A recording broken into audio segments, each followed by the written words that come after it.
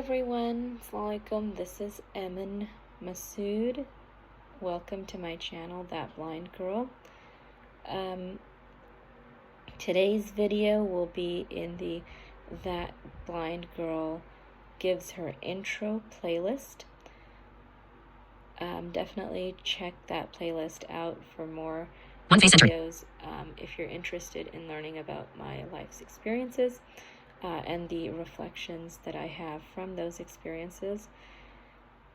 Also, thank you all for your positive feedback for the That Blind Girl Talks About the Law playlist and first video. I got some topic suggestions that I'm researching and will make videos about shortly. To jump right in,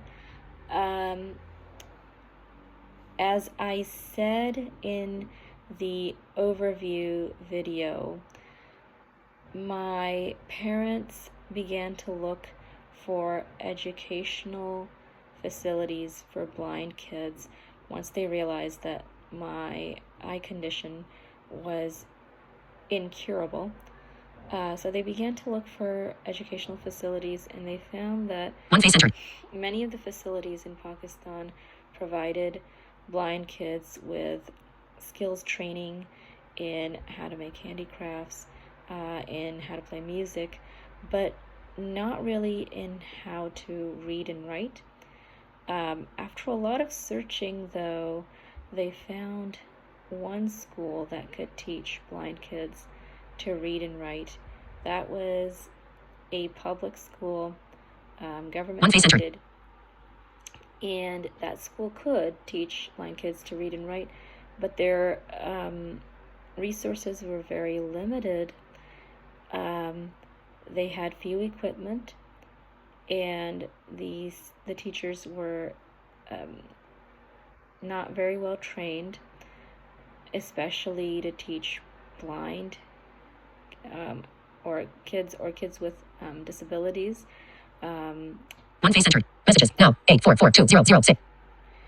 The special education, education for kids or students with disabilities, that requires specialized training, right? Because you're not dealing with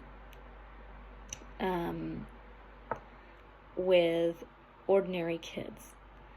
You're dealing with kids who have different abilities. And so in the classrooms, there was usually one teacher and lots of students with varying disabilities and no other supporting staff. And so the teachers would get frustrated and leave the classroom, stand out in the hallway, talk to each other. During this time, the students were left to their own means. I was pinched on many occasions, which made me scared of that school, scared of that environment. And right, because these kids, they had different mental disabilities as well, and so they couldn't really understand what they were doing, or what they were doing was wrong. And so and they didn't have, and the teachers were out in the hallway, so there was no one to stop them. And so that really scared me of that whole environment.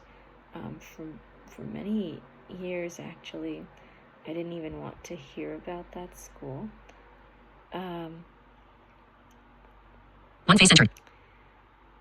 At first, after coming here and seeing the better facilities, I thought that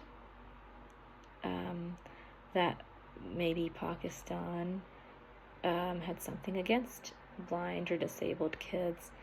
But it was many years later that I realized that it was actually because of the very, very rampant government corruption, that public schools like that one did not have enough equipment or training for the staff, because in all government departments there was so much, and there is so much corruption, that there is no there is not enough money left to provide those needed services. And so what this lesson taught me was that and I realized that my parents kind of had an idea that this was true. But what we did at that time was that we left. We didn't raise our concerns with any government authority. We left that school. We left the country. And what I realized from this experience is that whenever we see public services starting to dwindle, we should really think about the causes. And if we ever begin to suspect some level of government corruption, we should raise our concerns with the appropriate authorities, no matter what country we live in, because people are people everywhere. No one's completely perfect, and so no matter what country we're in, what city we're in, what state or province we're in, we should raise our concerns, not just for, and this will not benefit just us, but the whole community that we live in. And I realized that people who do raise such concerns really are heroic. They're heroic people. They do the work of a nation, really.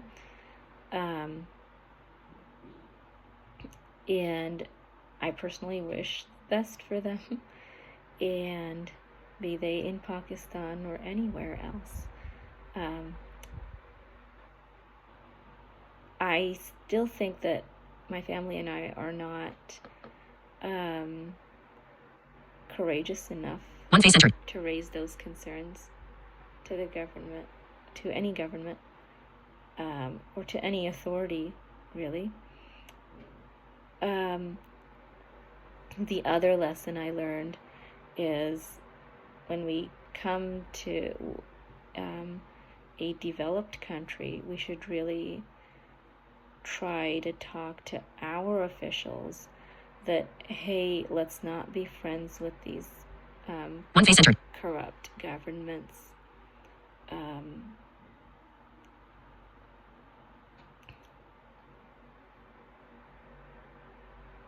Because these people are not really those who stand by our values. And I know today's video was a little intense.